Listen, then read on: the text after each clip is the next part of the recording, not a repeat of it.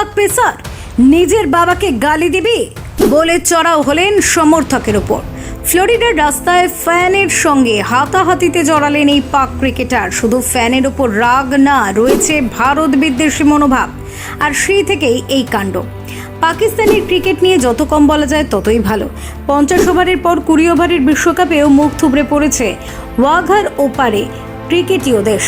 চলতি কাপ যুদ্ধে group league থেকেই ছিটকে গিয়েছে বাবার আজমরা।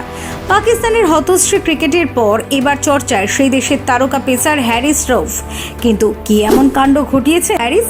পাক পেসার তার স্ত্রী মুজনা মাসুদ মালিকের সঙ্গে ফ্লোরিডার রাস্তায় হাঁটতে বেরিয়েছিলেন। এরপর রাস্তায় কয়েকজন ফ্যান তার কাছে ছবির আবদার জানান।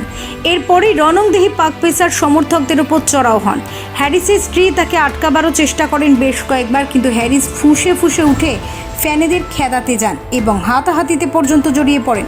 হ্যারিস প্রথমে ভেবেছিলেন যে সমর্থকেরা ভারতীয়। তাকে বলতে শোনা যায়, এটা তোর ভারত নয়। যা শুনে এক ফ্যান বলেন, আমি পাকিস্তানি, একটা ছবি চেয়েছি শুধু, আমি আপনার ফ্যান। যা শুনে হ্যারিস চিৎকার করে বলেন, পাকিস্তানি হয়ে তোর এই অবস্থা, নিজের বাবাকে গালি দিবি? কিন্তু হ্যারিস তাদের ইন্ডিয়ান ভেবেই কি রেগে গিয়েছিলেন?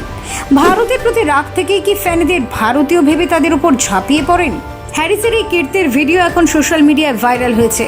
পরিস্থিতি বেগতিক দেখে বাধ্য হয়ে নেট দুনিয়ায় বিবৃতি দেন হ্যারিস। তিনি লেখেন, আমি ভেবেছিলাম এই নিয়ে সোশ্যাল মিডিয়ায় কিছু বলবো না, কিন্তু এখন যেহেতু ভিডিও ভাইরাল হয়ে গিয়েছে সেহেতু এটা নিয়ে বলার প্রয়োজন রয়েছে। দেখুন, আমরা পাবলিক ফিগার, মানুষের থেকে সব রকমের প্রতিক্রিয়া নেওয়ার জন্য তৈরি।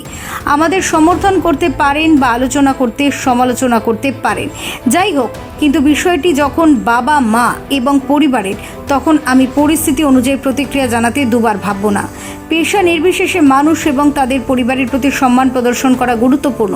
হ্যারিস বিবৃতি দিয়ে বোঝাতে চেয়েছেন যে তার দেশের ফ্যানেরাই তার বাবাকে গালিগালাজ করে তাকে তাতিয়ে দিয়েছিলেন, যার পরিণামেই তিনি তাদের মারধর করেন। কিন্তু আসল ঘটনা কি সেটাই? ফিউরো রিপোর্ট, TV7 বাংলা।